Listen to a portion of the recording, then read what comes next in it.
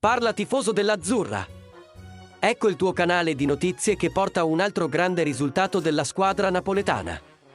Il Napoli è campione d'Italia. Premi già il pulsante mi piace se ami il Napoli con il cuore. Una gioia immensa per tutti i tifosi e per tanti giocatori che hanno già vestito la maglia azzurra in passato. E questo traguardo storico è stato accolto molto bene da molti giocatori che hanno giocato per il club, come l'ex attaccante Edinson Cavani, che si è congratulato con il Napoli per il traguardo attraverso un post sul suo Instagram. Le parole di Cavani sono state molto apprezzate dai tifosi della squadra napoletana. È bastato un pareggio in casa dell'Udinese per conquistare il terzo scudetto della storia del Napoli.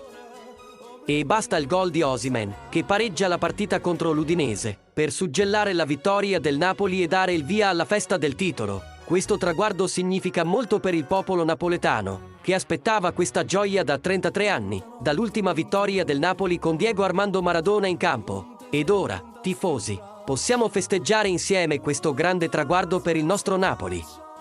Lascia il tuo like, commenta e condividi con gli altri tifosi napoletani. E per te qual è stato il momento più emozionante di questo traguardo? Lascia la tua risposta nei commenti. Forza Napoli sempre!